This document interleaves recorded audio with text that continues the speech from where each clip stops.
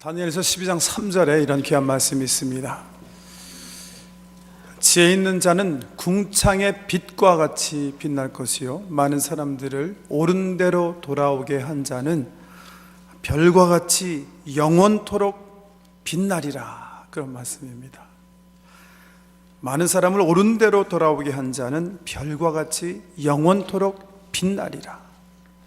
한번 따라해 볼까요? 많은 사람을 옳은 대로 돌아오게 한 자는 별과 같이 영원토록 빛나리라. 다니엘서에 있는 말씀입니다. 다니엘서는 12장으로 되어 있는데요, 1장에서 6장은 다니엘의 자서전적 기록이에요.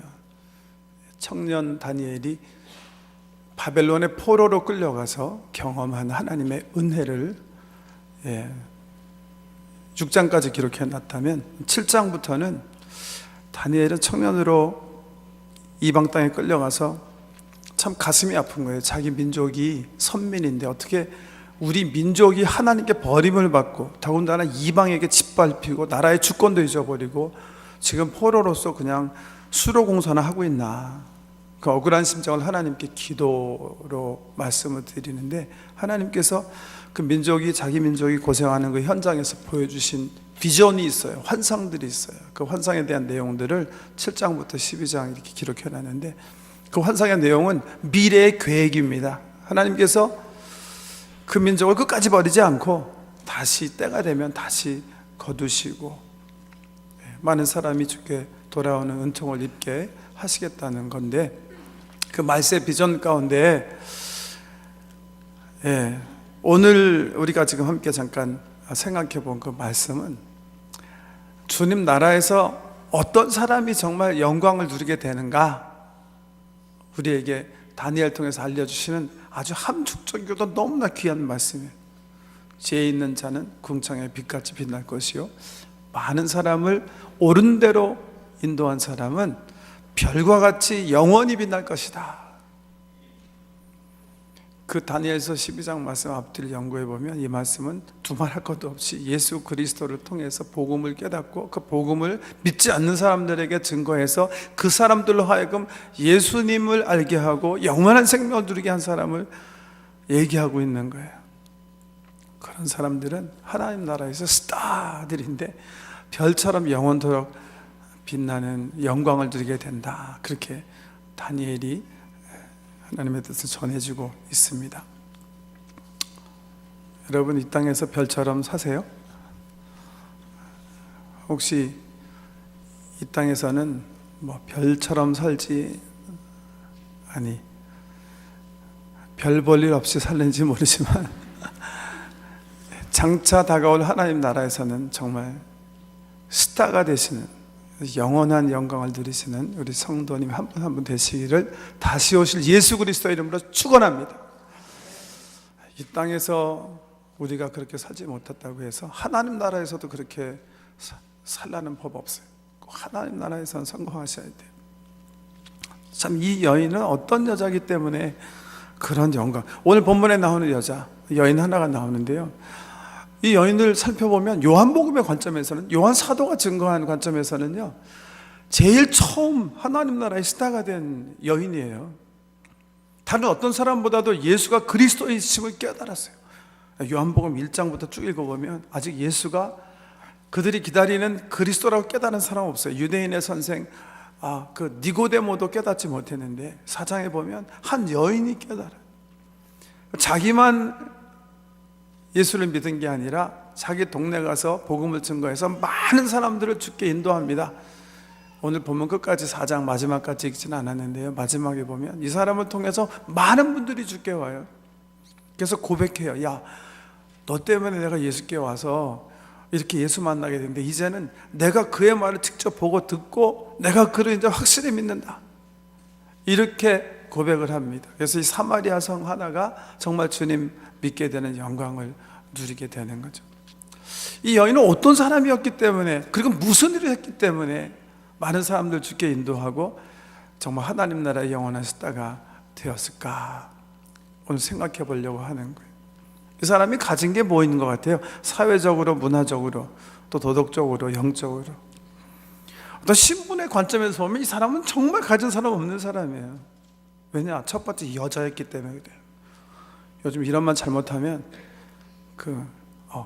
여자는 남자보다 신분이 낮습니다, 이런 말 하면 이제 박제되어 가지고 박물관에 갇힐 가능성이 많습니다. 조심하셔야 돼요.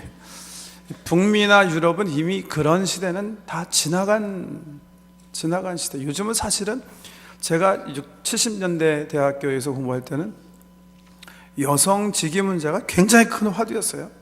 대학교에서 굉장히 센시티브한 이슈. 요즘은 더 이상 얘기를 하지 않아요. 왜냐하면 그것도 더 이상 필요가 없다고 생각하기 때문에. 더 이상 그런 운동도 필요 없고 그런 의식화가 필요 없다고 생각해서 요즘은 별로 얘기도 하지 않아요. 대학교에서 이미 변화된 세상에서 살고 있어요. 한국도 요즘은 그런 것 같습니다. 요즘 통계가 그런 것 같아요. 대학교 진학하는 학생들 비율을 보니까 여학생들이 남학생보다 비율이 높아지기 시작했어요. 과반수 이상이. 더군다나 좋은 대학 가는 그 사람들을 조사해 보니까 여학생이 남학생보다 숫자를 앞서고 있대요. 직장 생활도 요새는 많이 그런 현상이 나타난다고 하는데, 그래서 무슨 외무고시, 그 다음에 행정고시 합격자들이 50% 이상이 여성이 되는 시대. 판사의 관점에서 볼 땐 판사가 요즘 최근에 그 남성 여성 비율을 보니까요, 판사는 예비 판사 남성 비율이 37%고 여성이 63%예요. 그렇게 시대가 변하고 있어요. 우리 한국에서 요즘 젊은 애들이 선호한다는 그 교사직이요, 선생하는 거, 초등학교원, 중고등학교원, 이건 애초부터 아주 문제가 발생하기 시작했답니다. 여성들이 너무나 압도적으로 사범대학 졸업해서 교사들이 많이 돼서, 실질적으로 교사들은 이제 교육청의 관점에서 보면 그 롤 모델들이기 때문에 우리 자녀들의 남성 여성 비율이 좀 적절해야 되는데 너무나 이게 지금 여성 중심으로 돼 있어서 실질적으로 문교부에서 이 남성들의 비율을 어느 정도는 개런티해야 되지 않겠는가, 이런 소위 이제 역성차별 발상이 나올 정도로 그런 사회가 됐습니다. 오늘 여러분, 우리 노회에서 지정해서 지키는 여성주의래요, 여성주의. 그래서 우리 캐나다 장로교 한카 노회에 속한 모든 교회들이 여성주의를 특별히 지킵니다. 그래서 우리가 1, 2, 3부 우리 권사님들이 대표 기도도 하시고, 저도 이제 여성에 대해서 좀 말씀을 좀 드려야 되겠는데, 정말 감사한 건 올해 하나님 은혜 가운데 모든 성도님들이 뜻을 모아서 정말 우리 한국 교회 성차별의 온상이었다고 할 수 있는 당회의 새로운 변화가 일어났습니다. 그래서 올해 우리 교회 여성 장로님이 44년 역사 제일 처음으로 선출하게 된 게 얼마나 큰 은혜인지 모르고 계속해서 우리가 같은 뜻을 가지고 같은 의식을 가지고 이런 일을 해야 된다고 저는 굳게 믿습니다. 그런데요, 2000년 전 예수님 당시 이 여성의 위치는요 정말 밑바닥이었어요. 밑바닥. 여자는 지성이 필요하지 않다, 그런 사회였어요. 그래서 절대 교육을 시키지 않았어요. 교육이 필요 없다고 생각했기 때문에. 교육의 관점에서 보면 동서양을 막론하고 여자분들이 고등교육을 받을 수 있었다는 건 지금 100년밖에 되지 않았다는 사실을 기억하셔야 됩니다. 100년 전까지만 해도 전 세계가 여자들은 고등교육 시키지 않았어요. 예수님 당시는 말할 것도 없었어요. 더군다나 유태인 사회는 더 말할 것도 없었어요. 유태인들은 여성들에게는 율법을 가르치지 않았습니다. 율법 학교에 갈 수가 없었어요. 심지어 율법의 관점에서 그 라비닉, 그러니까 유태인 랍비들이 가지고 있는 문서에 보면 이런 글들이 있었어요. Better than the word of the law should be burned than delivered to women. 이렇게 여자들에게 율법을 가르쳐 주거나 전수하기보다는 율법책을 불태워버리는 게 낫다, 그렇게 얘기했고요. 남자가 여성과 대화를 한다면 그것은 악을 불러들이는 것이고 자기의 영혼을 오염시키는 일이다, 이런 격언들이 있었어요. 오늘 성경에도 그런 말씀 나오죠. 여기 보면 제자들이요 동네에 음식 구하러 갔다가 돌아와서 이렇게 얘기했어요. 27절에 이때 제자들이 돌아와서 예수께서 여자와 말씀하시는 것을 이상히 여겼으나, 왜 예수님께서 길거리에서 여성과 얘기하는 걸 이상히 여겼으나 이렇게 표현해요? 이게 유태인의 관습이었어요. 유태인들은 절대 남자가 길거리에서 여자와 얘기하지 않았어요. 자기 아내가 길거리에서 있더라도 남편이 가서 얘기하지 않도록 돼 있었어요. 더군다나 랍비들은 절대로 하지 않았어요. 그것은 모범이 되지 않고 자기 영혼을 오염시킨 일이라고 생각해서 그러지 않은, 그런 시대에 한 여인이 이 복음의 기록에 의하면 우리 예수 그리스도의 왕국의 관점에서는 최고의 첫 번째 스타가 됐다, 이렇게 얘기하고 계시는 거예요. 많은 사람을 주께 인도함으로 됐다. 그렇게 여인. 근데 이 여인은요, 이 말씀을 4장 전체를 읽어보면 그냥 일반적인 여인도 아니었어요. 어떤 여인이요? 사마리아 여인. 사마리아 여인. 사마리아 사람 어떤 사람이에요? 예수님 오시기 721년 아수르라는 대강국이 북왕국 이스라엘을 공격합니다. 그래서 나라가 완전히 멸망하게 되는데, 바벨론 사람들은 남왕국 쳐들어와갖고 이 사람들을 포로로 잡아갖고 인질로 잡고 그 나라를 컨트롤했는데, 아수르 사람도 어떻게 했냐면 이주 정책을 펼쳤어요. 혼합 정책을 폈어요. 북왕국 이스라엘 사람들은 아수르 나라로, 아수르 사람들은 북왕국 이스라엘로, 이렇게 민족 혼합 정책을 써서 같이 결혼해서 같이 살도록 만들어 버렸어요. 이스라엘 백성은 어떤 사람이에요? 자기 스스로가 선미라고 생각하는 그 긍지로 살아가는 사람 아니에요. 다른 민족보다도 자기네들은 율법 가지고 있고 하나님께서 아브라함을 통해서 자기네를 특별한 사명을 위해서 선택하셨다고 생각하는 사람들인데, 그런 혼합 정책에 들어왔으면 당연히 배격하고 생명을 다해서 그냥 싸우고 투쟁해서 자기를 지켰어야 됐을 것 같은데, 북왕국 이스라엘 사람들이 그러지 않은 거예요. 그래가지고서는 혼합 정책에 따라서 그냥 아수르 민족과 그냥 하나가 돼버렸어요. 그러니까 남왕국에 있는 유다 사람들은 그런 행동을 보면 저 사람들은 하나님 버린 사람, 더 이상 하나님의 민족이 아닌, 살기 위해서 자기 그 혈통을 컴프로마이즈한, 타협한 아주 파렴치한 사람으로 그냥 간주하기 시작한 거예요. 그래서 유태인들은 사마리아인과는 또 상종도 안 하는 거예요. 그 사마리아 여인. 근데 이게 또 보통 사마리아 여인입니까? 이 여자가 어떤 사마리아 여인이죠? 남편을 5번 갈아치운 사람 아니에요? 그래서 지금 6번째 남편과 살고 있다는 거예요.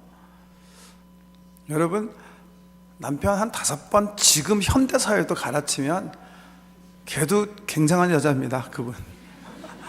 제가 3분 갈아치고 4번째 결혼하려는 여인을 알고 있었거든요. 백인인데요, 이분은 무슨 갈아치운 것도 아니고 3분이 사별, 이제 남편이 그냥 돌아가시게 돼서 4번째 결혼을 하고 그러는데, 그 여자분, 그 백인이신데 그분 또 직종이 의사세요.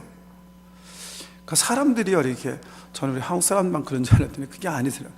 쉬쉬쉬 하면서 저 사람은 안 된다, 저 사람이랑 결혼하면 누가 죽을지 모른다. 그러니까 막 의심하면서 막 못하게 막 그냥 하더라고요.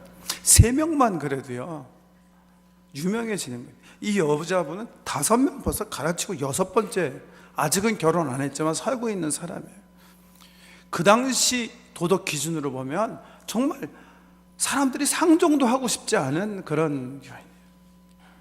그러니까 보세요, 사회적으로, 문화적으로도 그렇고 영적, 도덕적으로도 그렇고 정말 우리 세상적인 관점에서 보면 정말 바닥에 있는 분이세요. 이 분이 어떻게 된 거예요? 예수 그리스도의 은혜 가운데 스타가 되는 거예요. 하나님 나라. 저는 이분이 소망이 있다면 우리 모두가 소망이 있다고 생각해요.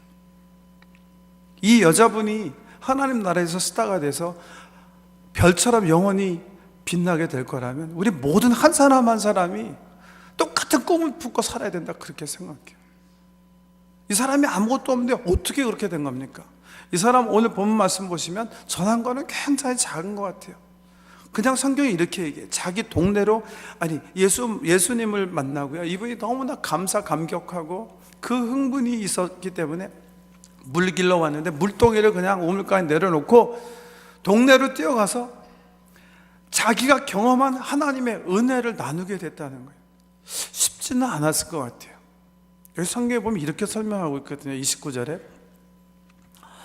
여자가 물동이를 버려두고 동네로 들어가서 사람들에게 이르되 내가 행한 모든 일을 내게 말한 사람을 와서 보라. 이 말 들었을 때 동네 사람들이 뭐라고 물어봤을까요? 네가 뭐 했는데? 뭔 말하는 거지? 이 여자가 나눠야 될 것들은 사실은 이 여자는 정말 나누기 싫어하는 어떤 그런 것들이었어요. 요한복음 4장을 읽어보면 이분은 자기가 남편 5명이 있는 거 사람들이 쉬쉬하고 손가락질 하니까 사람들 보기 싫어가지고, 보통 이 사막 지방에서는 아침과 저녁이 일하기 좋은 때라 보통 아침에 물 길러 오고 저녁에 물 길러 오고, 그래야 그 우물가에 또 동네 여자들과 만나서 교제하는데, 이 여자분은요 혼자 그냥 낮 12시 햇빛이 쨍쨍 내려지는 가장 물 길러 오지 말아야 될 그 시간에 혼자 조용히 우물가를 찾아올 정도로 사람들을 피하고 싶어요. 사람들에게 자기의 그 아픈 그 상처들을 그 나누기 싫어하는 그런 마음이 있었던 여자예요. 그런데 예수님 만나고 나서 일단 예수님을 전해야 되겠다는 그 마음이 앞섰기 때문에 물동이도 버리고 자기의 수치심을 극복하고 자기 아픈 과거를 다 알고 계신 이분을 소개하기 위해서 간증했다는 거예요. 간증. 누구에게? 자기 동네로 돌아가서 사실은 별로 교제가 없었던 사람이지만 함께 이웃하고 살고 있던 그 사람에게 자기 삶의 현장에서 예수 그리스도를 증거했다는 거예요. 우리가 지지난 주죠. 우리 정진호 교수 선교사님 모시고 우리가 함께 말씀을 받았는데, 부흥의 주제가 사실은 선교였어요. 선교 가운데서도 제가 가장 기대하고 또 제가 또 선교사님 통해서 들었던 귀한 말씀이 바로 Business as Mission이라는 단어예요. BAM이라고 그래서 2007년 이후로 우리 교계의 새로운 단어로 이렇게 소개가 되는 그런 선교학 용어인데요. Business as Mission. 오래 전만 해도 교회에서 그렇게 가르쳤거든요. 성도 여러분, 세상에 나가서 비즈니스 하시면서 대성하셔서 돈 많이 버십시오. 그리고 교회에다 헌금해 주십시오. 그러면 저희가 그 돈 가지고 선교하겠습니다. 그런 시대를 어떤 선교학적인 용어로 표현한다면 Business for Mission이에요. Business for Mission. 열심히 밖에서 일을 하시고 돈을 많이 벌으시고 그 비즈니스가 선교를 위해서 선교 자금을 이렇게 유출해내는 그런 비즈니스가 되게 해주십시오. 비즈니스 for 미션. 근데 그런 시대는 이제 지났다고 생각하는 거예요.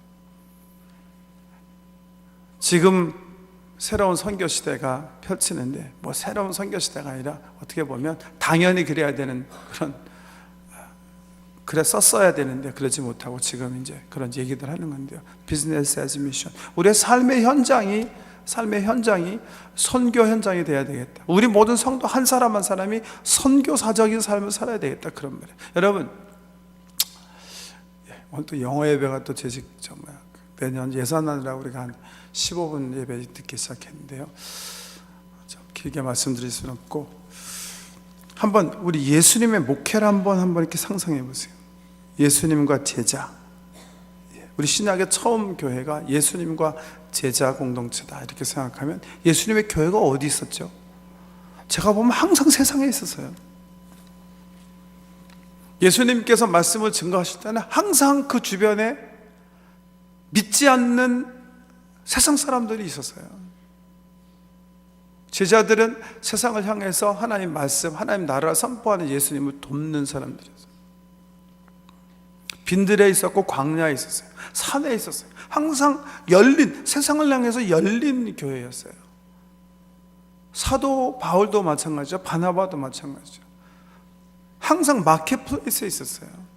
항상 세상 사람들 향해서, 믿지 않는 사람들 향해서 그리스도의 복음을 증거했다는 거예요. 요즘 교회를 한번 상상해 보세요. 어떤 의미에서는 여기 믿지 않는 분들도 계시니까 제가 세상을 향해서 복음을 전한다 그렇게 얘기할 수 있지만, 요즘은 교회 모습들이요, 어떻게 보면 세상과 두절된 모습. 그 모습이 보이십니까? 우리 믿는 사람들이 함께 모여서 믿는 사람들에게 복음을 전하고, 또 믿는 사람과 교제하고, 믿는 사람끼리 성경 공부하고, 믿는 사람 훈련시키고, 뭔가 세상과 이렇게 분리되어 있는 예수님의 교회와 우리 사도행전적인 교회를 보면, 사도들이던 예수 그리스도의 시간, 세상을 향해서 그리스도의 복음을 증거했고, 성령이 그 은혜의 복음을 여러 가지 표적과 기사로, 왜? 세상 사람들이 돌아와야 되니까 죽게, 표적과 기사로 그 은혜의 복음을 역동적인 역사심으로 증거해 주셨는데요, 요즘 현대교회는 세상과 이렇게 좀, 저는 그런 관점에서 교회의 세속화를 꿈꾸고 있는 사람. 교회는요, 점점 세상을 향해서 열려야 돼요. 교회 빌딩이 열려 있어야 돼요, 항상. 세상 사람들이 항상 돌아올 수 있는, 세상 사람들이 여기, 우리가 직접 전차가 나가지 못하지만 세상 사람들이 들어와서 그리스도를 만날 수 있는 마켓플레이스 같은, 시장화하는, 세속화하는. 그래서 여기는 거룩한 사람만 모이는, 거룩한 행사만 하는 그런 것이 아니라 세상을 향해서 열린 공간, 예수 그리스도의 빈들, 광야 같은 장소, 세상 사람들이 쉽게 들락날락할 수 있는 그런 일들이 펼쳐지는 장소가 되어야 되겠다. 두 번째는요, 우리 성도들, 저를 비롯한 우리 성도들의 삶의 관점에서는요, 비즈니스 애즈 미션, 내가 있는 삶의 현장을 선교화하는. 그래서 예수님께서 빈들에 계시고 바울이 마켓플레이스, 시장에 있었던 것처럼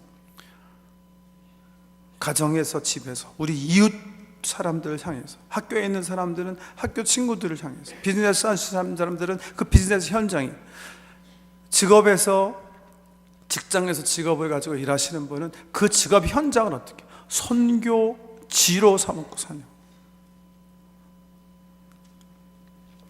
2007년에 샹하이에서 비즈니스 애즈 미션이라는 아주 큰 포럼이 열렸어요.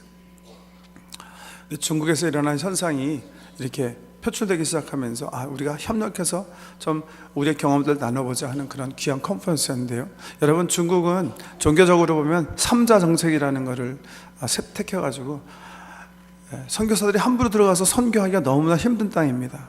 왜냐하면 중국 정부가 표면적으로는 종교 자유 개방 정책을 표현하고 나서 3자 정책이라는 걸 택해가지고, 우리는 뭐 해가지고 스스로 교회를 세우고, 스스로 교회를 섬길 사람을 세우고, 스스로 가리킨다.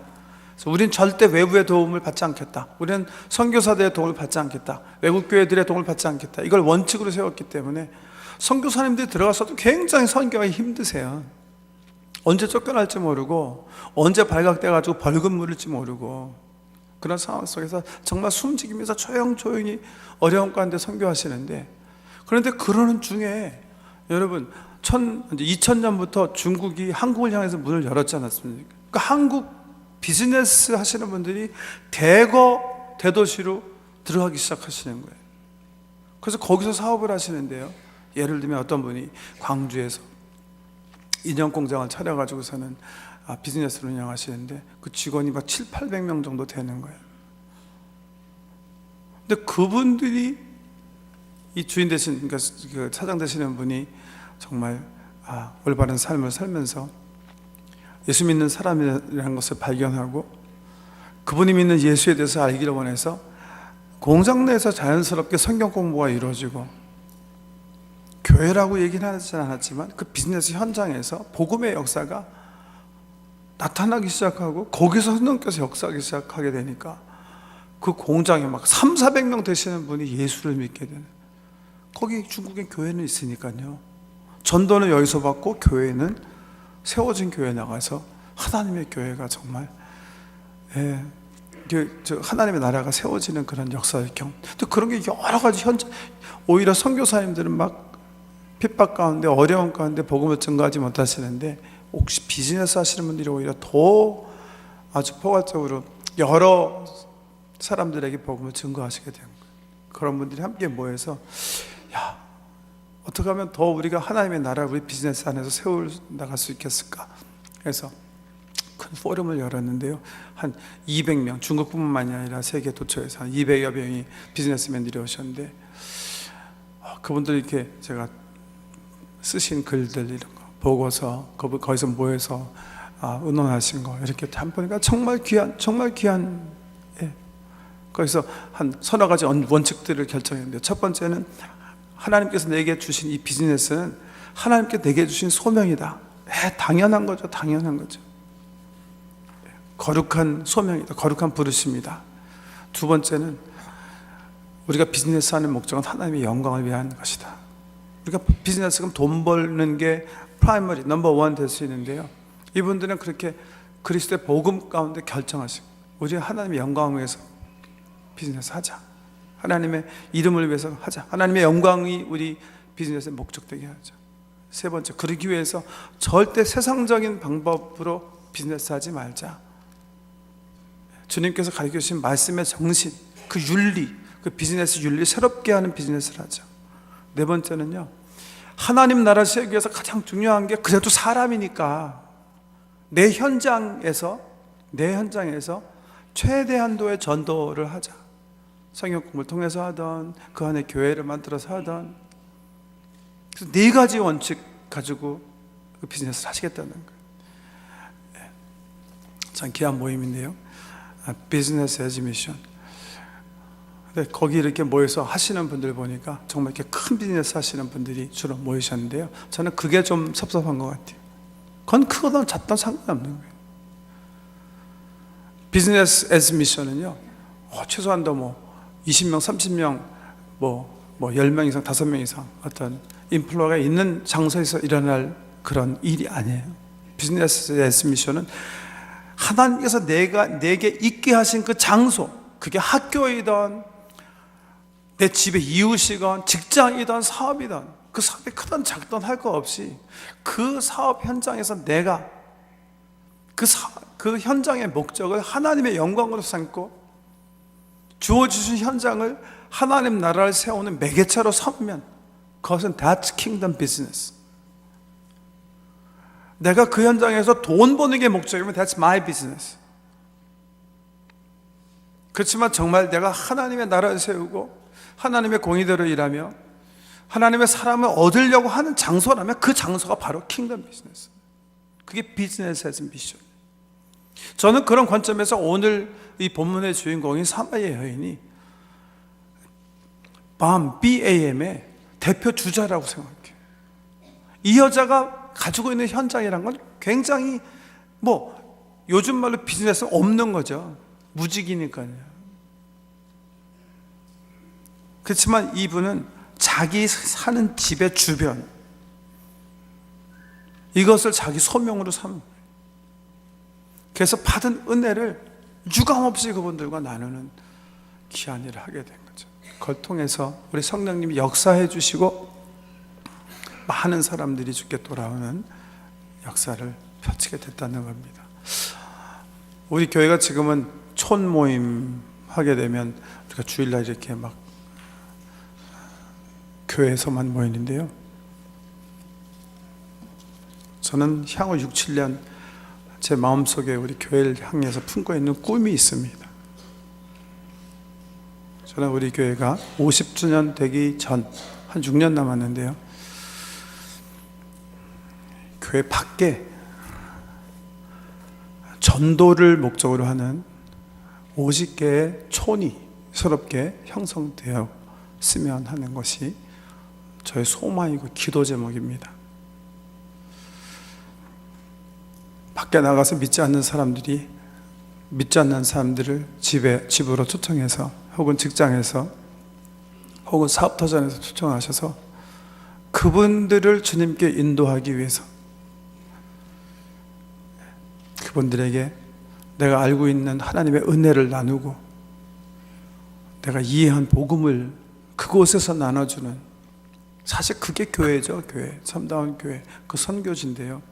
그런 선교초사가 우리 교회 밖에 50주년 되는 해 50개 세워졌으면 좋겠다 하는 게 제 기도 제목이고, 저는 그분들이야말로 진정한 의미에서 선교사님들이다 그렇게 생각을 하고, 저희 교회가, 저희 목회부가 열심을 다해서 그런 현장들을 섬겼으면 합니다.